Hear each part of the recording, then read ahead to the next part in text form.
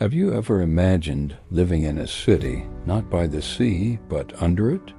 It sounds like something straight out of a Jules Verne novel. But is it a far-fetched dream or a potential future for humanity?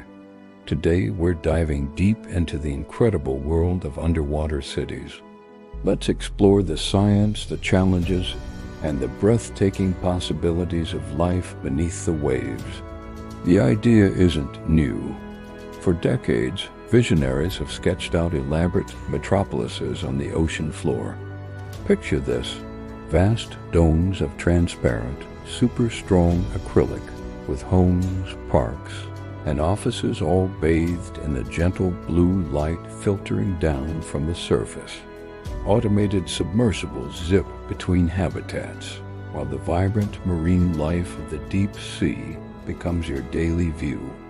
This isn't just about escaping crowded land.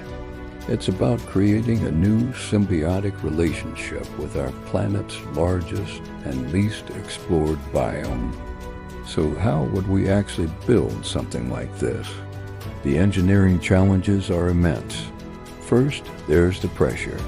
For every 10 meters you descend, the pressure increases by 1 atmosphere.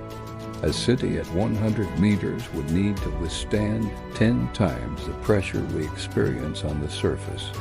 This requires revolutionary materials.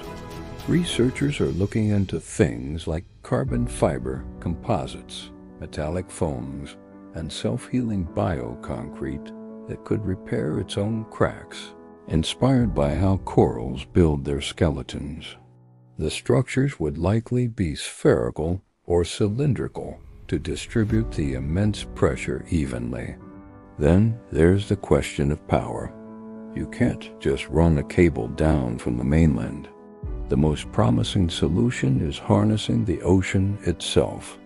Ocean Thermal Energy Conversion, or OTEC, uses the temperature difference between warm surface water and cold deep water to generate electricity 24/7. Tidal and current turbines could also be installed, turning the constant movement of the sea into a reliable power source. Solar power isn't really an option once you get past the first couple hundred feet, so these ocean-based renewables are key. And what about breathing? We can't ship down endless tanks of air. The answer lies in electrolysis. By running an electric current through seawater, we can split the water molecules, H2O, into hydrogen and breathable oxygen. The hydrogen could be used as a clean fuel source, making the city almost entirely self-sufficient. Advanced life support systems, similar to those on the International Space Station, but on a much larger scale, would constantly monitor and recycle the air, removing carbon dioxide and maintaining a perfect atmospheric balance. Life inside would be a completely new experience. Imagine waking up to a school of shimmering fish swimming past your bedroom window. Your food could be grown right there in underwater farms. Hydroponics and aeroponics would flourish in a controlled environment, but the real star would be aquaculture. We could farm fish, seaweed, and algae sustainably, providing a rich source of protein and nutrients. Algae, in particular, is a superfood that also helps scrub carbon dioxide from the air, making it a perfect crop for a sealed habitat. Transportation within the city would likely be a network of pressurized tunnels or personal autonomous underwater vehicles, little submarines that glide silently through the water. For trips back to the surface, you'd use a special elevator or a submersible that could slowly decompress to avoid the bends.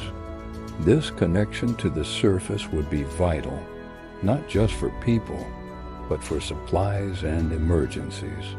But building an underwater city isn't just an engineering problem. It's a human one. How would living in a confined, artificial environment affect our psychology? The lack of natural sunlight could disrupt our circadian rhythms and affect our mental health. To combat this, architects would need to design spaces with full-spectrum lighting that mimics the natural day-night cycle. Huge transparent domes would maximize the available light, and virtual skylights could project realistic images of the sky above. Green spaces filled with plants adapted to lower light would be essential for psychological well-being. There's also the social aspect. An underwater city would be a relatively small, isolated community. This could foster a powerful sense of unity and collaboration, but it could also lead to social friction. Careful urban planning would be needed to create a variety of public and private spaces, encouraging social interaction while still allowing for personal time and privacy. The biggest reason to even consider this monumental undertaking is the potential benefit for our planet.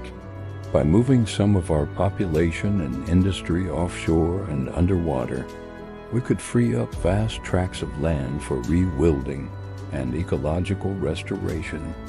Underwater industries like data centers, which require constant cooling, would be incredibly efficient using the cold, deep sea water.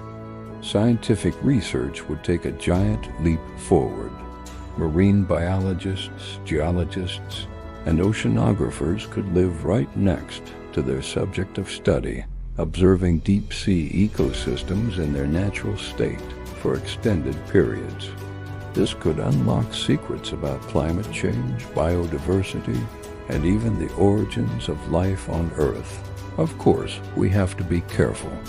The deep ocean is a fragile environment.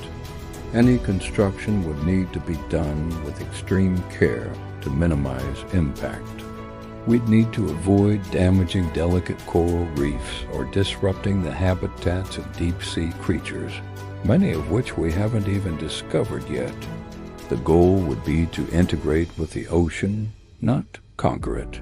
Perhaps our cities could even function as artificial reefs, providing new habitats for marine life to colonize. Is this all just a fantasy? Well, we're already taking the first steps. We have underwater hotels like the one in the Maldives and underwater research labs like the Aquarius Reef Base in Florida, where aquanauts live and work for weeks at a time. Japan's Shimizu Corporation proposed a concept called the Ocean Spiral, a deep-sea city that could house 5,000 people. These projects are proving that the core technologies are feasible. The main hurdles are cost and political will. Building the first true underwater city would be one of the most expensive and ambitious projects in human history, requiring global cooperation on an unprecedented scale. So when might we see the first citizens of the sea? Experts believe a small-scale, permanent underwater habitat could be realistic within the next 50 to 100 years. A full-scale, self-sustaining city is likely centuries away, but every great human achievement from climbing Everest to landing on the moon started as an impossible dream. The challenges are immense, but so are the rewards. An underwater future could offer us a new frontier for exploration, a more sustainable way of life, and a deeper connection to the blue heart of our planet. What do you think? Would you trade your city skyline for a view of the ocean floor? Let me know your thoughts in the comments below. It's a fascinating future to imagine.